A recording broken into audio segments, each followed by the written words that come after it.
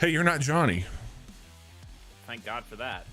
I kind of figured if I'd start swinging some robots around, you'd come and play, but... I am noted robot lover, Chase Kennedy. Robot lover, robot rocker. Chase, we're going to check out RoboQuest. This is Great.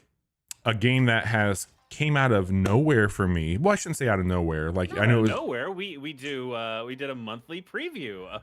I enjoyed the early access snippet I got of it, but I did not expect it to be what it is right now. And that's something that I think is really remarkable. We're gonna check it out. This is a run-based game. This is our little hub world here. You are a fan of run-based games, so a lot of the standard fare you'll find, you've got a gadget. You find gadgets on your runs, and they can be activated per your run. So if you find it, you unlock it. These are persistent across all your characters. I've got only one. Basically, while riding and for 6 seconds after riding, you get faster movement. Over here is your class. This is the starting class in the game, the Guardian. And over on the right are perks that you can discover that you can grab as a buff on your run. And there's also a commando. I'm sorry, each class has an ability and a melee attack. So the ability is going to be the bastion at the top, and then the bash is going to be the actual melee. I see. So the commando actually just fires a shotgun rather than melee. And then they also will shoot a rocket. They're a little bit beefier too, more health. The ranger was my favorite class, but I've unlocked one that's taken its place. They are they throw a steel javelin that can do some really cool upgrades, and they also can go stealth with a decoy. Also every 1 second they generate a focus point. Each focus point increases critical damage by 2%. So that's really cool for them. I unlocked Recon last night. I have not played as Recon, but they seem like they're going to be pretty fun, especially with like some of the teleportation and the explosions that come with them. Yeah. But here's my. Sorry, I'm hearing a noise. Is that is there like a train? There is a train. I got a train. Oh, that's outside of your house. Yeah, okay. Yeah. There's a train. This is not the Amtrak going by. I have. So let's get a little inside baseball. This is an office space that's not huge. For those of you who don't have a PC, they get rather warm this time of year. It's chilly here in the Midwest. If I open that window, it like sucks all the hot air out and makes it better. That train should be subsiding. I apologize about that screech there. I just no, it's totally fine. I just couldn't tell if like maybe there was a train in the game that was no. Yeah, because I also have a train. Same train? I think it might be the same train. Same train. Yeah, my train is right outside of this window. Yeah. But it's usually far enough away. I was definitely hearing it earlier tonight, so makes sense that it's coming by you as well. This is my favorite class with a bullet. This is the engineer. They have little buff. Yes. That makes sense. And they have these little drones that will come out and fight with you. And then they also have a really cool blaster that's like an explosive projectile. So we're gonna get into it here. I guess I'll show off. This is the workshop. You can gather wrenches on your runs. They're persistent across all your characters as a currency, and you can unlock things here. So the first one I unlocked was I can choose up to 4 weapons instead of 3 when we start our run, and we'll get into it. I'm gonna show you the game now, and we'll check it out. Oh, also, how good is he? That's pretty good. Does he have a name? Robot. Okay. Yeah. I mean, I don't. He's no BMO, but he's pretty good. All right. You a BMO guy? Oh yeah. BMO is Adventure Time, right? Yeah. Let's see here. So we got 4 weapons to choose from. They do the colored thing, Chase, where it's going to give you an additional perk per weapon. You can level up weapons on your run. So these are all level 1. I do like the Rhino. It's pretty good gun. Not my favorite, but to start off with. Also, there is the Buddy Bot. I like him. He will replace my standard weapon here. He reloads your other weapon on takedown. He also is needed to unlock a hidden door, but that door doesn't always show up. So we're gonna let him sit because I want to show off some of the weapons that we switch between here. Sure.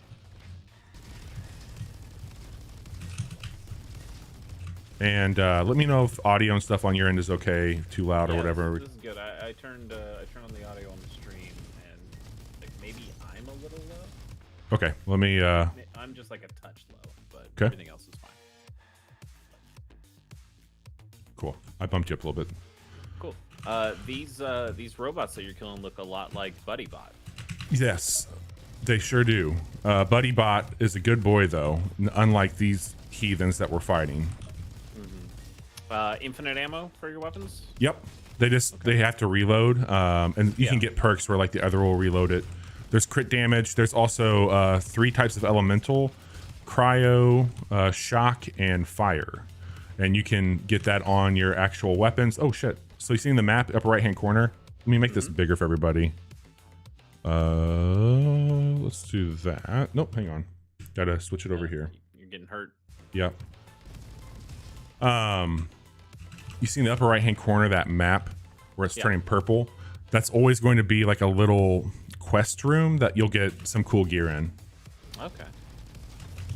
I do like the combo of shooting and rail grinding. Yes. I really missed out on Sunset Overdrive. They just talked about that on the Nextlander recently, and I never played it, but I think people who did really liked it. Yeah. So sometimes these are like a little bit more of a challenge than others, but this is just going to be a little platform, like simple platforming on this one. All right. So here is a few options we have. I have a perk on the skill tree that always gives me a power cell. And I also can start with 8. This is what's going to let you unlock really cool shit from secret vendors on your runs. We've got a level superior flamethrower. We also have a dragon mortar and increase burn damage by 20%, but decrease your armor by 8. That's a new one. I don't have that yet. Is that what balloons usually do? Yes. I've been using balloons all wrong then. Let's check out what a flamethrower will do for us here. I believe this was called the Kramer. Yeah, Kramer. So it's got a little bit of the like Borderlands style and none of the humor. Yeah. None of the humor, which is good for everybody. Yeah. I mean, there was a time where I thought Borderlands humor was funny. Yeah. Borderlands 1, and then I grew up. Yes. Chase, I think this game has a really good feel to it. Also, it's more aligned with a Doom in the way it shoots, like more like Doom 2016. But I'm really. Yeah, I mean, this is fast. This definitely has like a Doom or Half-Life kind of feel to it. Of you're cooking. This is our first stop by the, I guess, safe room. I also leveled up when we were on the run, so I get to choose one of 2 perks here. I can choose an element, increases all damage of that element, and grants it an additional effect. I can also use deploy, which is to get my drones out. I haven't had to use them yet. Increases their fire rate. We're going to go with this one, and I'm going to pick burn. So anything that we do with burn, we're going to be increasing the damage by it. So that's just built into it now. So that makes a lot of sense. Yeah, for sure. We'll heal up. Here's a couple of the extra dudes, so you can grab basically little boons along the way, or kind of a higher level weapon usually than what you can get at the time being, but you always have a chest also. And this one here is when you have no scratch damage, increase all damage by 15%. I'm going to grab that one for now. It's not going to last all the time. And this is the guy that collects data logs. So he first wanted 5, and now he wants 35, and then he'll unlock another door in here. So these are all shortcuts into... Yeah, that's kind of like your Spelunky guy that we talked about. Yep. On the podcast. We're going to go back up here, 242. So I unlocked the quarry last time. There's a door in here that has a key code on it. I didn't think to pay attention to this here, so 242. Okay. And that's per run, or not per run, but per like install essentially. So that would be different for you if you chose to play this. Sure. And let's get one of our drones out, put them to work. And then the drone's also infinite. Yeah. Cooldown, Yep. maybe? They're on cooldown, and then you can heal them again. So once I get the other one out here in 1 second, now I got the 2 that I can have. Once that cools down, when we go into a fight, you'll see me kind of gesture at the screen, and that will re-heal them and then tell them to like step it up. I need your help. Okay. So we'll do that here. Yeah, I mean, for as much stuff that's happening on screen, it definitely is very readable. Like the blue arrows showing you where your drones are, the like these kind of mines or proxy detonations. 100%. Putting down, having those kind of dome orbs around them. It's been great. Yeah, it's just a very legible game, which a lot of games fail at. There are so many games that are just hard to keep track of or keep up with. 100%. That's pretty cool. Like, especially as this is like, I mean, it's built for this. This is an arena style shooter where they are like, it is very focused on this kind of combat. So having this art style, while very stylish, also is definitely serving a purpose, which I'm a big fan of. Yeah. This has been, it's just surprised the hell out of me. Like, there's a level of quality here. I mean, it's made by 22 people. Really impressive, like what they've been doing there. Time and XP, so like how much you earn and how fast you do it. They also have some of the time doors. I think that was really more Dead Cells that I saw that. Like, if you can make it to a certain point, it will unlock the door for you to go. So they've got certain doors in here that you'll need to speed run towards. There's a ton, like, one of the things I like about Spelunky is that this always felt like you were finding some new string to unravel from the sweater. And this game, for being kind of straightforward, has a lot of hidden shit in it, which I think is fun. It makes each run feel like you're discovering. Also, while you're loading, well, my computer loads it fast, you can make the van jump, which is very good. Is there much of a story to this at all? A little bit. Who's she? God, what is her name? Fuck, I can't remember her name. She's basically the person that you're on the run with, and she's giving you little bits of story about what's happening, but we're working towards the core is all I know. She's the Shia LaBeouf to your Bumblebee. Yes. And Chef Bobby here, he is there to upgrade your guns for you. So as I mentioned, the level, I can give him my power cells to upgrade the guns on a run. So if I find one I like that maybe is a little bit lower level, I can level it up with me as I'm going, which is cool. Okay.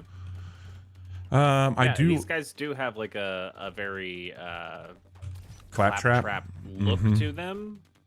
But so far, they've been a lot less embarrassing than Claptrap, so good on them.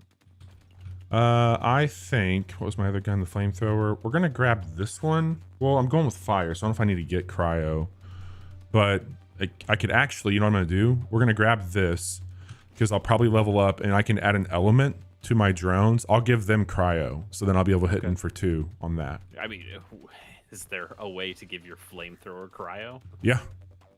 You could basically you can add it into. I had one gun that was doing both fire and ice, which was really dumb. Nice. I was trying to hang on to my power cells because there is a door that requires them, but I really like this perk. Every 6 seconds, your next shot fires an explosive marking projectile. It's very good. And then I use this one all the time because I typically play with sniper rifles or carbines. Is it carbine? Yeah, carbine.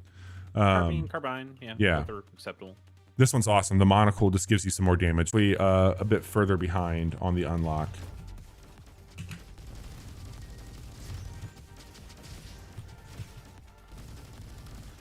So Bobby, before we started the show, we were talking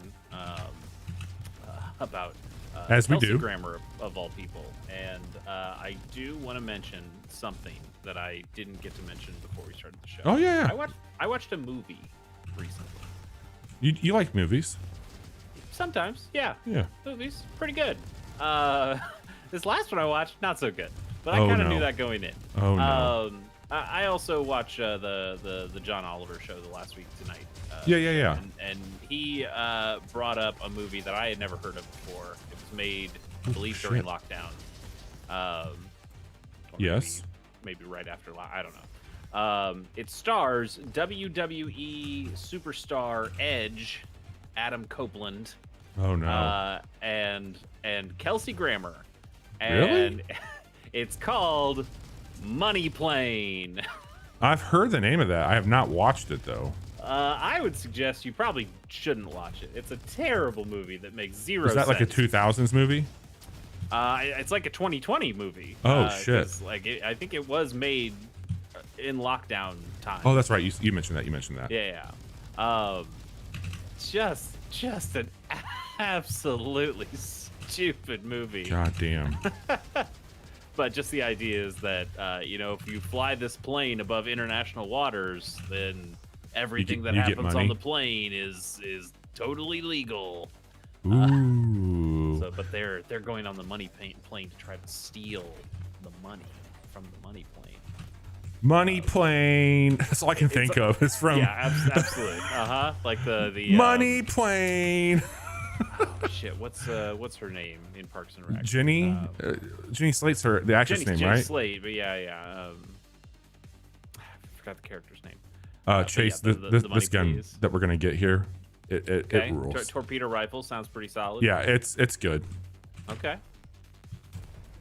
Yeah, money plane's pretty bad. They try to go and steal all the money on the money plane. Yeah. But what's very funny to me, there's like, oh yeah, there's millions of dollars on the money plane, but also there's $1 billion of crypto on the money plane. What? Crypto? Why would it be on the plane? Is there a server? Yes, there's like servers on the plane. Okay. But it's just very stupid to me that like, by the way, yeah, steal the cash, but also get all the crypto. Yeah, get the crypto. It could have been one or the other. Why would you do that? This plane's an NFT. Yeah, it's very silly. And at one point they're like, "Oh, we got to take over the cockpit because we gotta." And then there's kind of just no answer. So it's like one guy's like going to the server room and stealing the crypto, and the other person is going and grabbing all the cash. They're like, okay, those make sense. And then Edge's character is like, well, I'm gonna go to the cockpit. It's like, why? Why would you do that? What is that for? And it's not really explained other than he just wants to like beat up the pilot and the co-pilot and give him like a fight scene. Because it makes no fucking sense. Well, yeah. Yeah, it's really dumb. That sounds very dumb, Chase. I'm glad that you watch it, so I don't have to. I wasn't going to. I didn't feel compelled to. Denise Richards is Edge's wife. God, she hasn't been in stuff for a while either, has she? Not that I remember. Yeah. I was like, oh yeah, hey, that's Denise Richards. Why is she here? Okay, sure, whatever. Yeah, go ahead, throw her in. Why not? Yeah, that movie was very stupid. So we're gonna be in the area, I think, where I get to use that code, which is awesome. Okay. Because these are procedural, so you might get some things, you might get others each run, but so far this has been pretty good for us. See the keypad over there, 242. Here we come. All right, 242. Wow, they should make you shoot the numbers. I know. All right, this is going to be new for me.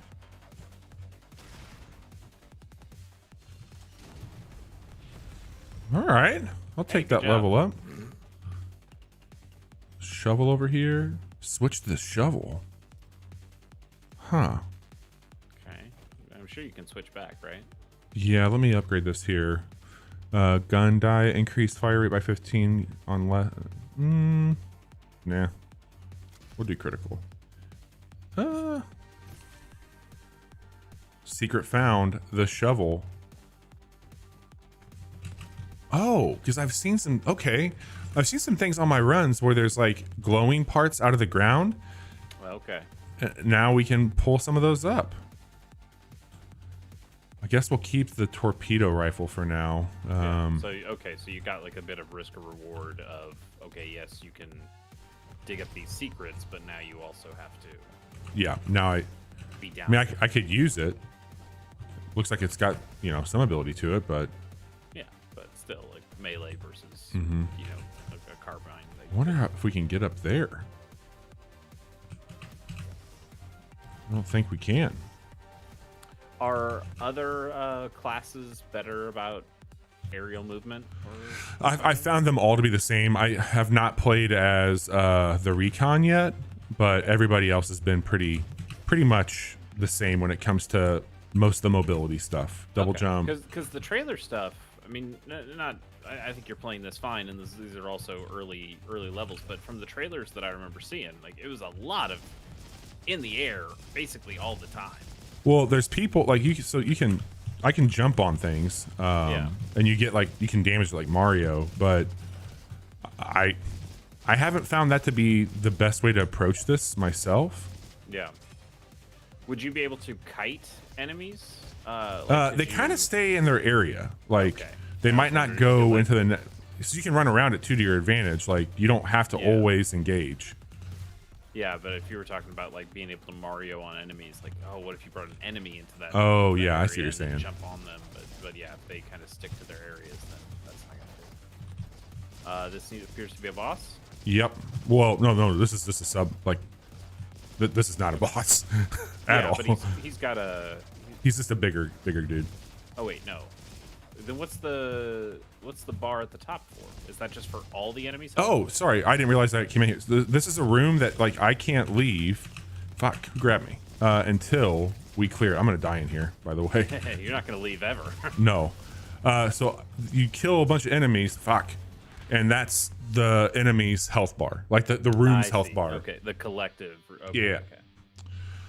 Let me run us back to base camp really quick. See if I can upgrade something on the skill tree, and get back out there for it. So I've got 37, and I had not upgraded this. This is an additional perk choice when leveling up. It's not a bad one to have. Smithing Joe provides. I'll just grab both of those. Well, maybe I won't because this unlocked this here. Ooh. It's not even a question at that point in time. Also, so you see this over here? Yeah. This like plugin. I'll show you what this is, but now corrupted crates contain more rewards. Those are the ones in the purple zones that we went to. Over here, I was on a run. And again, like this game's just got all kinds of crazy shit to it. I found this crystal.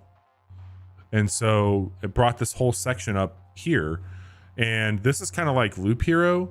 If you have all the crystals in place, or the more crystals you have, it weakens the final stage of the game. Okay. So I don't know how I get more crystals, but I found this one.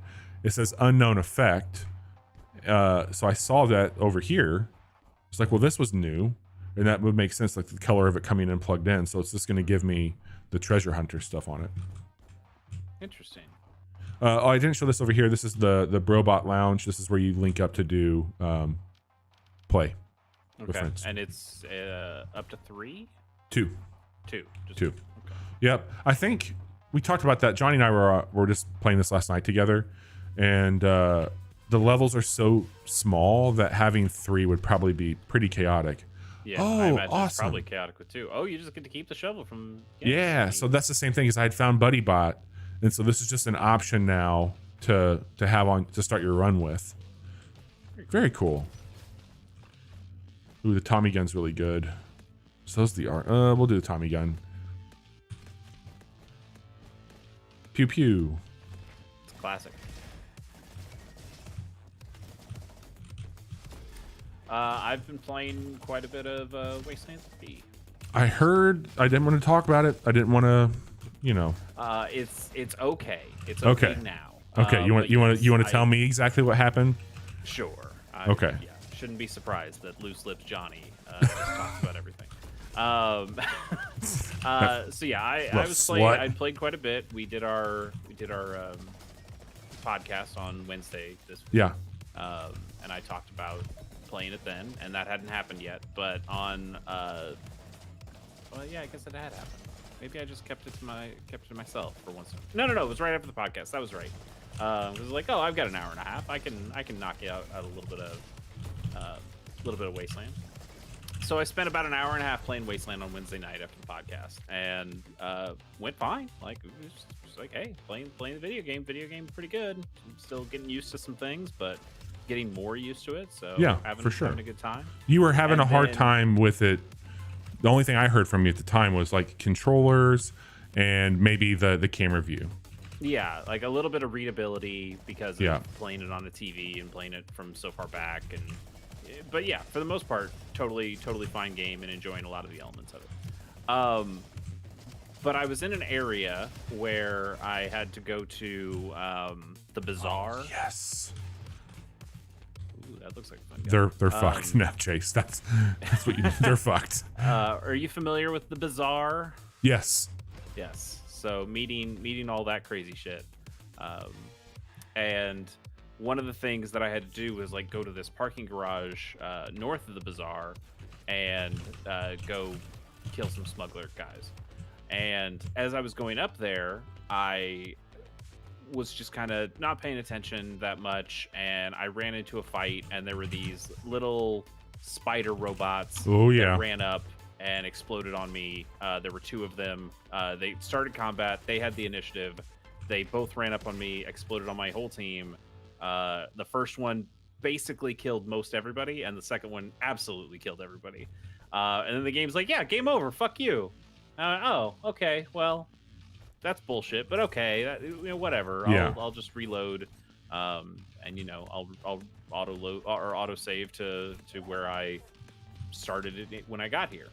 And so I hit continue, and it took me back to where I was 1.5 hours ago. I hate it. Yeah. It's my biggest pet peeve in video games and honestly life, but just wasted time. And we've had this conversation. It's one of the reasons I don't like Dark Souls, because I feel like, hey, you die and yeah, your souls are down there, but then you die again before you get to your souls, and your souls are just gone. Any of the time you've spent collecting that, fuck it, doesn't matter. And that's absolutely what I felt here as well. Totally. How is this possible? And I went into the options, and the autosave was off for some reason. Fuck. And but it had been on before at one point, because I had an autosave. It was just from really far back. I didn't touch any of the options, so I'm trying to figure out what happened. The game has been pretty glitchy. I mean, it's a game that style of game just seems to be prone to glitches. And this game is no different. I've certainly got a handful of glitches so far. But yeah, just absolutely pissed me off. I thought dude, that would absolutely be like a fuck you moment. Yeah, it was really, this takes the wind out of my sails. I'm done with this for tonight. I'm just so angry. Yeah. And 100%. then yesterday I was like, okay, let's get back to where I was at least. And then I don't want to, because this is my backlog roulette game, and it's still pretty early in the month. We're still in the first half of November. It's like I don't want to say fuck you to this game that I have been relatively enjoying. So I went back last night and played more of it after work, and got back through where I was, and got there faster because I kind of knew where I was going, and also knew, like, hey, I don't need to listen to any of this dialogue anymore. I know what options I picked. I've heard all this shit before. Let's get. I know what I'm about, son. Yeah, basically. I know this gun is in this safe that I'm gonna lockpick, and I know I need to upgrade my explosives so I can pick up these mines. So yeah, I got back to where I was relatively quickly, and then I played like another 4 hours of that game. Yeah. That night, and yeah, that game's pretty good. And I think it's a ton of fun, man. It really is, and even some of the stuff you're doing here reminds me of some of the things. Like I just put so I have Lucia, Lucia Wesson, who's like a cowgirl kind of. Wait, is that from? Wait, you're. I thought you were doing Three Kingdoms stuff. I was, but she's like a named character. Oh, yeah. And so I've got her on the team, and she's like from the good part of town, so she can get me into some other places, and has a lot of dialogue stuff. So I've been using her, and I've got her on small arms because she comes with a revolver. But I've given her like a brand new big revolver, and then I also gave it both like a scope that allows it to like fire from 6 meters further than it could before. Hell yeah! And I gave it incendiary ammo, and so now she is just smoking fools with this fire hand cannon that it's just devastating. Let me kind of scope this out here. All right, I can get up here. Also a big fan of my sniper still.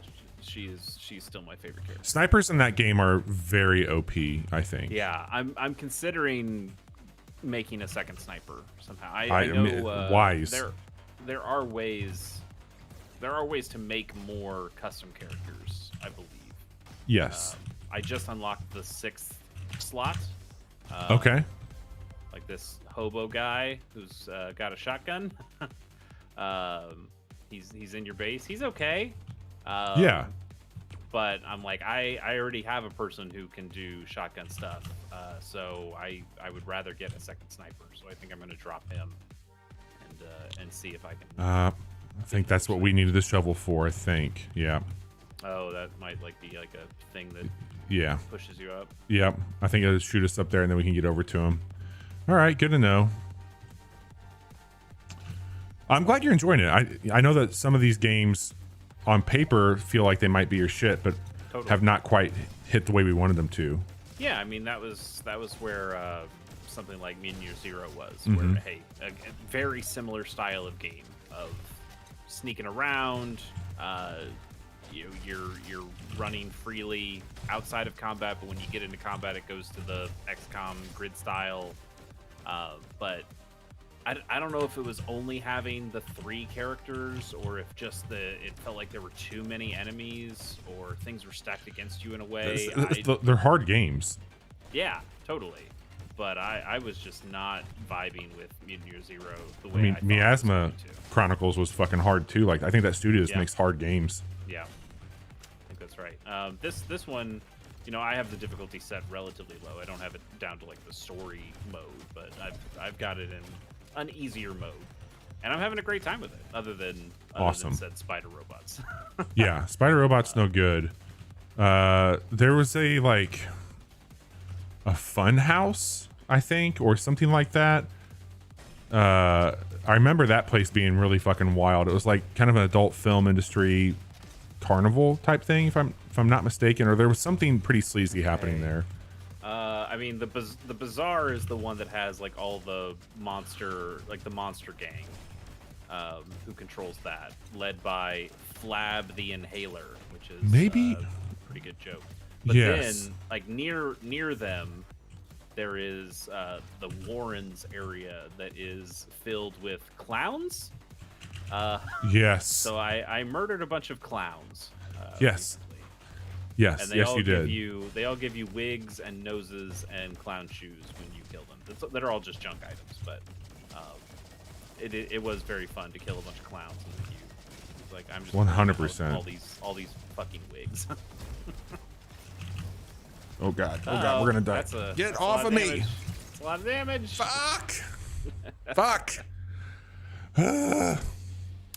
If you're watching right now and you're like, this game looks rad, or if you're watching and going like, I can play this better than Bobby, try your hand at it. Like it's free if you have the one of the old gamey passes, and I think it's $25 otherwise. Taking the shovel this time. Yeah, let me make sure of that.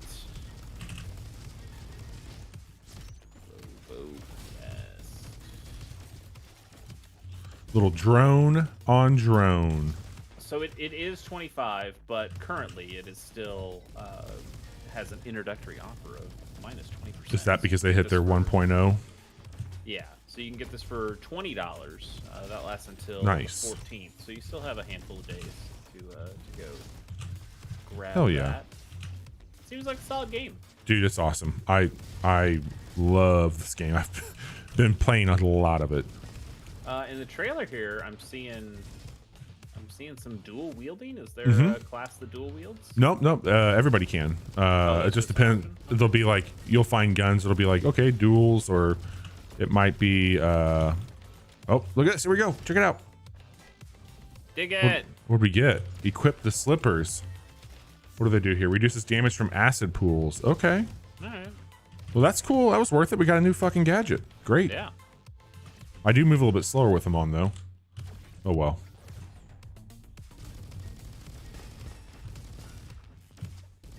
Never had done this one. Right. Increase shock damage by 20. You want to see the bow? Sure. It's not as good as the Bone Destiny, but it's still good. I mean, Few things are, I know. Shooting Destiny, yeah, we've said it a billion times. It's very good. Come here, you. It's fine. They're not my favorite. I mean, the game is so fast paced. It seems like it's slowing. Yeah. Slowing you down a little bit. All right. Maybe we'll get something cool here. Oh, that'll do. Like that one quite a bit. Seems decent. Yeah, these are very hard hitting. And ooh, this is awesome. I love Geared Buddies. One of my favorite ones. So not only do I have them as, I think I got them as cryo on. No, I don't. That was the last one. I can now have them shoot and give them an additional weapon. Okay. So they can do explosive. I do like this auto critical one. Yeah, we're going to do this one, the javelin. So now they're going to shoot out a little rocket with that shit also. Let's go to the Oasis.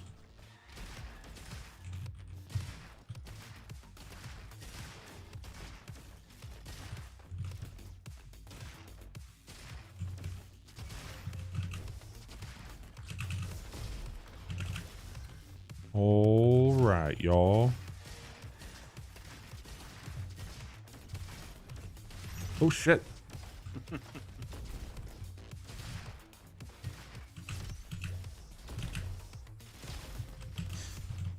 Boom, boom, boom. Do we have any quick books we need to record this weekend? Yeah, man. I thought we might do one for this, and then I never got around to recording Alan Wake. So I don't know if that's something that you would want to see or not. But there's a few other things that we can take a look at.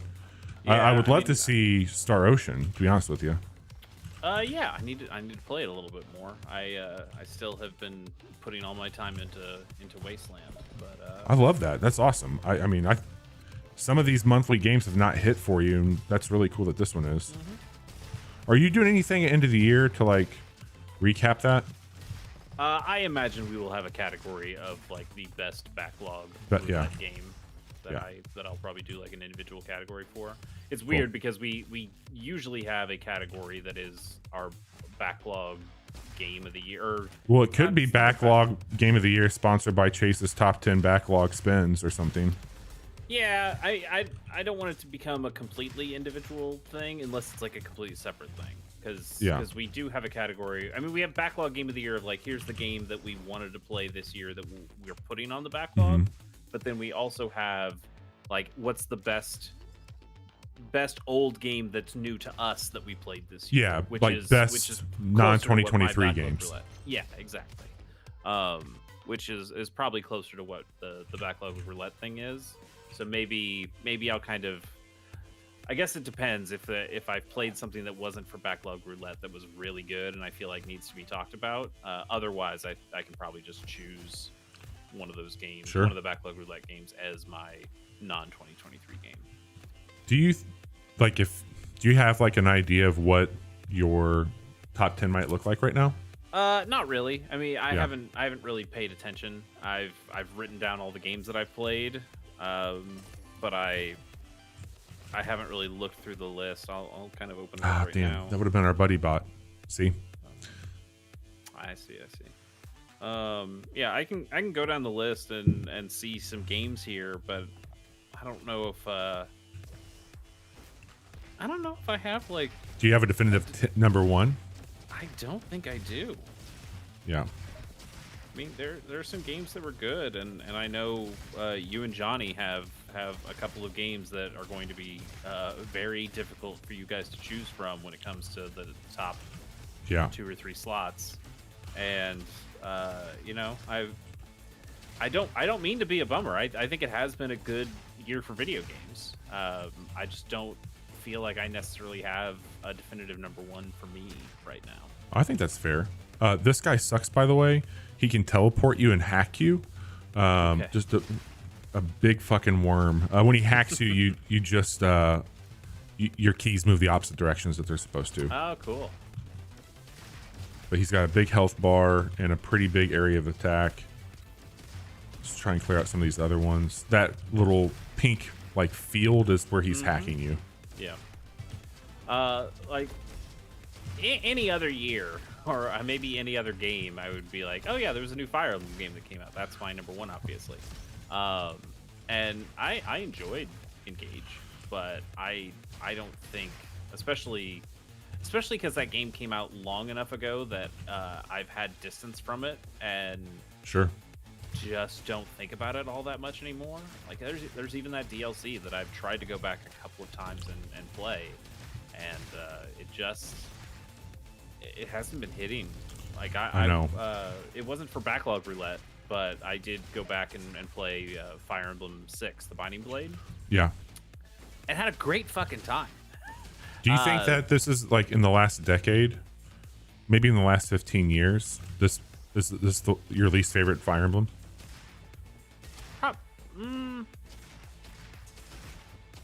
Man, that's a tough question, because I think there are a lot of things in here that make it a really good Fire Emblem game.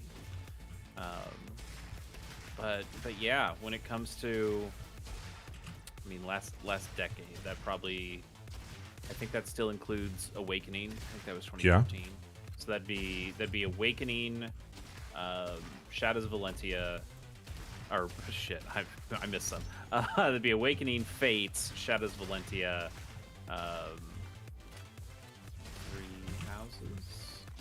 Yeah, Three Houses, and then this one. Shadow of Valentia is like way up there for you, right? Yeah, I also just replayed Shadows of Valentia. Would that be higher than Awakening? I think so. It's weird. I went back and like the year that Shadows of Valentia came out, I think I gave it like second or third. Oh wow. And looking back, I'm like, oh no, this is number one. This is number one with a fucking bullet. In fact, I think it's probably my favorite Fire Emblem game of all time now. Damn, that's high praise, man. Yeah, and playing through again this year just kind of reminded me of like, oh yeah, this game fucking rules. I love everything about this game. Here's one of the doors, by the way. We were almost there on time. Not quite, though. Nice. Oh, that's kind of like a Dead Cells way. Yeah. Let's just keep cruising. I should, man. I should do a lot of things. There's so much time before Game of the Year, but also so little time. So it was like, hey, I could spend a lot of my time and finish Tears of the Kingdom. Will I? Yeah. I don't know. I enjoyed that game. I think I enjoyed Tears of the Kingdom more than I enjoyed Breath of the Wild. Yeah. But enough to finish it? I don't know. It's what really about? Good. Did you watch anything from the joysticks? No, I didn't end up seeing any of that. Baldur's Gate did very well. Shocking. But that's another one. It's like I should really put a good handful of hours in that game. I also feel like you probably need to put a lot of time into that game to really see what it's about. But also, that's a game, kind of almost in like a Minecraft thing for me of like, if I pick that game up, I'm probably going to be playing it for 60 hours. Do I want to play that one game for 60 hours, or do I want to play a handful of other games to talk about on Game of the Year? Like, what's the most useful thing for me in this situation? I would argue that it's been a while since you've had a game that made you feel that way too. So that could be kind of a cool thing. Like in hindsight, like, oh yeah, this is a game that only I would want to play this. Where yeah, I mean it could be, but also like I'm playing Wasteland 3 right now, which it's not the exact same thing as Baldur's Gate 3, but it's not super far off either. Sure. An RPG where I'm really customizing my characters and having strategic battles that way. Like I'm kind of playing that game right now. Do I really want to add another one to that? And that's also kind of what Star Ocean is. A little less tactical, but do I need to throw another big RPG on my list? I think got big RPGs to play. I know it matters to you guys a lot, and it's going to come up in Game of the Year. And if I have opinions on it one way or another, that probably helps our Game of the Year. Not only that, but I just think, as somebody who's followed games as closely as you have, there's something about this game that does feel like it's a game that's going to be talked about like we talk about a Mass Effect and shit. Like, boss time, by the way. Okay. I think that's going to be a really important game for a long period of time. Yeah, I get that. We're going to grab this. I don't know how good. I've never had a sonic crossbow. Sure. But this is all. I'll call this out too. Like, there's a whole line of weapons.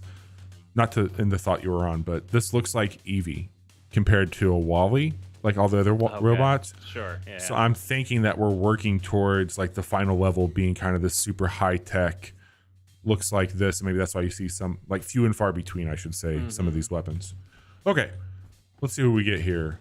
Oh, I don't like this guy. Diggy Mole. Diggy Mole. Okay, I like this crossbow. It seems very flashy.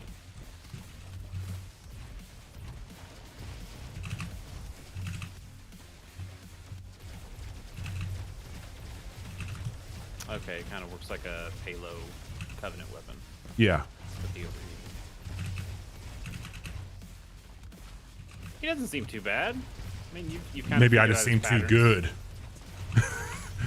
Yeah, could be. Like, it does seem like a boss that maybe you would have lost to a bunch early, and now you realize what he does, and you just kind of jump in the air a lot. He does a lot of compounding shit that's no good. I think we'll get him though. We're pretty close. Oh yeah, you got him. Dunzo. Boom. All right. I was hoping to get the ass. Superior, baby. And now we're in the fields. Our camp's a little bit different, and we're getting, and you can tell like things are looking a little bit more clean. I do think we're going to end up working towards a place that has weapons like this. Yeah. What's he making here? A little SMG? No thanks. You know, one of the other things with the Game of the Year stuff, and we've had this a number of years, and we've even talked about this. Did we? Maybe we talked about it on a Monday, but there's so many remakes and like not exact. I mean, yeah, I guess just full remakes. Like you've had Resident Evil, you've had oh yeah, we got a whole Dead Space, Master the Remaster, baby. Yeah, we're getting. You got Nintendo with Metroid this year. Yeah, Metroid, and even for games that I care about, like we got an Advance Wars remake. Yeah. That game still incredibly good. Star Ocean, that's new to me, but it is a remake of an older game. And I part of me is like, hey, it's our list. We can make our list whatever we want to make our list, but at the same time, you know that I've always had issues of like, hey, you know, they really just kind of reskinned the same game. It's hard to get excited about that when you could get excited. You're talking about like we've had a stance on remakes in the past, right? Like for our collective list. For our collective list, but even for me individually, I still feel that way too. I definitely like encourage you both to and anybody else out there, if you're making a top 10 list, make it however you want, but put the games you want on there. But when it comes to like us as a outlet, if you want to call us that, I think there is value in saying like, hey, we're talking about games that are 2023 video games, not like I don't put for the same reason I don't put early access stuff out. Sure, yeah, same thing with early access. Early access I think is even harder though, because like those often those games matter in, and it's hard to tell. Like that's the other problem is, you know, Dead Cells was out there in early access for a really long time. There could be a year before Valheim. Dead Cells actually came out that was where Dead Cells mattered the most, and then it coming out maybe comes out to either a bit of a whimper or just nobody is as excited as they were when it first dropped on early access, you know. But then there are other games like a Hades, which is, you know, that game was very popular in early access. But then it came out, and it got even huge. It got even bigger. Like it's like exponentially bigger. So it is difficult. I would say even more difficult with early access games to go. You know, is this the time that we talk about this kind of a game? And even service games can be a similar thing. Like totally. Was this year of Destiny the best year of Destiny ever? well, no. Assuredly no. Not for this year, no. But, you know, how many times do you feel like you could put Destiny on the top 10 list? Yeah, I mean, like you've I would argue that you probably had years that it was more of a top 10 than the year it came out, even though that was your number one. And you guys with Fortnite, like, hey, Yeah. Fortnite came out. Johnny played a little Fortnite because his kid was into it, but you didn't play it. And, No. And then, and then you guys played it together a little bit. Certainly not the year it came out, No. but you both had a really good time with it. Does Fortnite in that year make somebody's top 10 list? Is it okay that it does? I don't know. They're questions I think about. So getting back to my original point here, there are some games I really, really enjoyed this year. Advance Wars, still one of my favorite games of all time. You're going to remake one of my favorite games of all time? That should be easy, like, you know, Right. top 3. But also, it's just Advance Wars again. Like, it's not really new or different. It's got a coat of paint on it. In fact, Right. I think its coat of paint, as nice as it looks, still isn't as nice as the great. You like the art pixel from the original, yeah. So like, is a slightly worse, in my opinion, Advance Wars in 2023 enough to go in my top 10? I don't know. Like, what do you?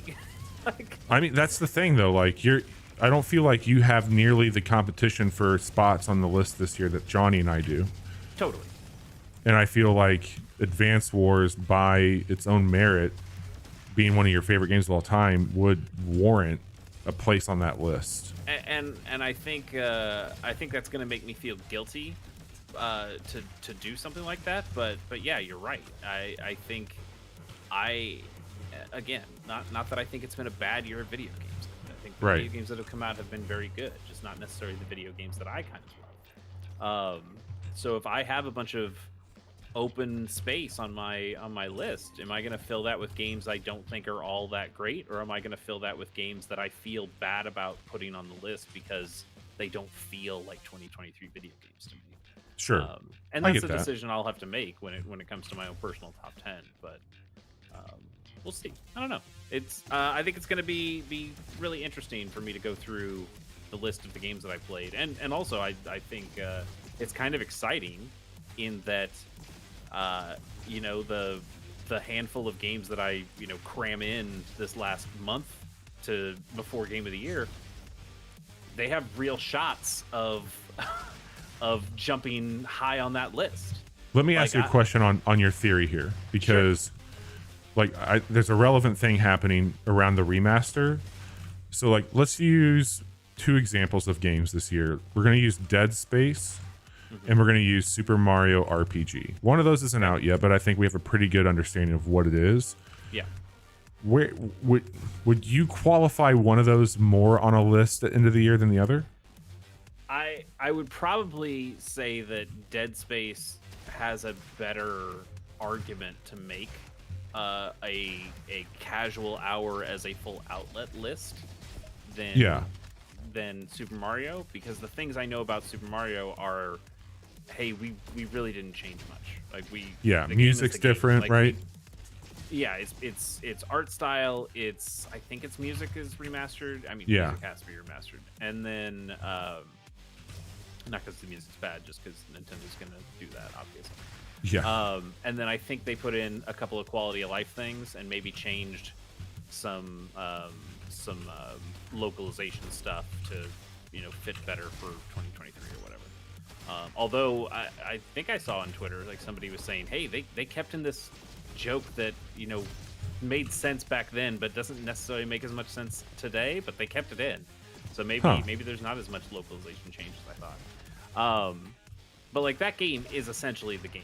Dead Space, from what I've been told by Johnny, is, well, he didn't play the original, right? No. Well, he avoided it. But that game is way there's some different. fun. It's very different. Like Resident Evil 4, they changed some stuff on it. I don't know if it's enough though to like. Yeah. But that's definitely different. I don't know, like Risk of Rain. We didn't talk about that one earlier, but that just came out. Right, and the things I've seen with that, I don't know. I still don't know how much is actually new there. I know there's a new character. I know there's some new stuff. Was the Huntress in the first one? Yes. Okay, because I know that I played them from 2, but that's what I was playing as on this one. The only new character I believe is the pilot. The pilot. Mm-hmm. Okay. Everything else should be, or character-wise, should be the same. I believe they added in some new power-ups and things like that. Okay. Yeah, like how is that game different enough these days to Sure. make us feel okay about counting it? I don't know. Hey, they made another game called Modern Warfare 3 this year. That game is nothing like the original Modern Warfare 3, for worse, apparently. Yes. From what I'm hearing. But like that game, you know, it might have the same name, but that is certainly not the same game. It should be brought out and thought about it on its own merits. Same for that Lords of the Fallen, right? Like, hey, just because you named the game the exact same name of the different game that you made, right? These are kind of different games. You can't change it. It's a weird, sticky, thorny, stupid situation most of the I time. agree. And it's fucking just, wild. You got to make up your own rules, and I feel like we've done that. And we kind of have our guardrails, and sometimes we bend those guardrails for different things. Like what was the other one? Are you talking about like a remaster? No, not a remaster. What was the PlayerUnknown's Battlegrounds? Like, oh yeah. Like, hey, that game came out, but like, did it come out? It was still kind of in early access Totally. in a way. It was like, is it out now? Like, it's the big time for it, so it's the time to talk about it. And then that kind of bore out because then Fortnite completely ate its lunch, and people just stopped talking about PlayerUnknown's Battleground. I think it stayed popular in non-Western areas, but and yeah, even man, in Western areas, it still was popular. Just you know, it wasn't getting the headlines that something like a Fortnite was getting. Obviously. For sure. Chase, I can't say thank you enough. I know that Johnny's typically here on Fridays, but you've got some cool stuff to share today. I wanted to link to everything here for us, and I'll talk about that in a second. And then also here's the links for Chase. Our week this week, we had a really fun time on Casual Mondays. That's where Chase and I typically hang out. We played a game called TYPECAST that came out on Tuesday. $5 on Steam. It's really fucking cool. It is like a Vampire Survivor like bullet hell. Really neat concept. Go check that one out for sure. With typing. With typing, yes. We recorded our podcast, The Casual Hour, on Tuesday night this week. I'm sorry, no, on Wednesday. I have it wrong here. Episode 350. We just talked about the games we've been playing and a lot of the news around Bungie and GTA. Chance of Sonar went up this week. I believe Jusant is uploaded, ready to go. I just had to get one more thing trimmed down for it, so we'll have that up early next week. And then we checked out RoboQuest tonight. But today, Chase, you put out something really exciting. I did. I talked about it on the podcast, but I'll mention it here as well. I have a new series, new thing that I'm doing. Yes. It's called Papa's got a brand new bag. Exactly. It's called Stadium Brats. And I'm playing through the original Pokemon Stadium. Hell yeah. On the Nintendo Switch Online service, which means that I cannot use any imported Pokemon. There's no way to get a Game Boy Pokemon onto the Switch, so you have to just use the rental teams, which is pretty neat. I think there's a lot of interesting stuff to talk about when it comes to Pokemon and the way battling works and the way they've changed mechanics from Gen 1 to this. Like as like a really small example, you know the move Focus Energy in Pokemon? Yeah. So Focus Energy, it's supposed to make your crit rate go higher. In Red and Blue and Yellow, it's glitched, and if you use Focus Energy, your crit rate actually goes to 0. So the thing that's supposed to make your crit rate higher does the opposite. They fixed that in Pokemon Stadium, and then subsequent Pokemon games as well. But Pokemon Red and Blue and Yellow have like one set of mechanics, Pokemon Stadium has its own set of mechanics. Too many And then mechanics. Gold and Silver has its set of mechanics that are different from both of them. So it's in Too this much. weird middle ground where some stuff is fixed and some stuff is not. And you're like, oh, that's kind of interesting. There was even one that I played on that first episode where I was like, oh, well, this attack, if it does this, then I don't get, then it it has to charge the next one, like Hyper Beam in Red, Blue, and Yellow. If you kill a Pokemon with it, sorry, if you make a Pokemon faint, Oh, yes, good you save. don't have to recharge. You can just use it again. And in this game, they go, no. You have to. You're going to recharge no matter what. In fact, even if you miss, you still have to recharge, which is not something that functioned later. So I think it's really cool to go into this not knowing everything about how Pokemon Stadium functions on a mechanical level, and trying to bring that to it. And also, all these Pokemon have weird movesets that are stupid. Alakazam, one of the best Pokemon in Red, Blue, and Yellow, is not unusable, but its moveset is terrible. So you have to like play around that. Maybe there's another Pokemon that has better moves, but is a technically worse Pokemon, and maybe it's better in Stadium because of the way the rental system works. I think it's going to be really fun. I'm pumped for really fun. I'm also looking forward to having a number of people on and guests on there. Hopefully, Bobby, you can jump on and we can talk about some Pokemon and do a little battling. And then most importantly, Bobby over there made a beautiful piece of art. It's pretty good for the series, and that'll be the thumbnail going forward. So that's on Fridays, right? Well, I don't know if it's going to be a weekly thing. Okay. The first episode got put out today, so you can go to Chase K Plays on YouTube. You can follow the links there in chat, and you can find it and watch that. It probably will not be at a set schedule, but I will just be recording those and putting those up, and you can follow me at Chase_Kenneke on Twitter, and then I don't remember what my Blue Sky is, but it's on my LinkedIn, or it's on my Linktree. So you can find it there. I'll be posting about when those new episodes go out. So nice. Check it out. It's gonna be really cool. The first episode's up. We will, if you're following our shit, we'll always retweet it too and post it on Blue Sky. Chase, thanks for hanging out. This is awesome. RoboQuest rules. It's out. Go play it.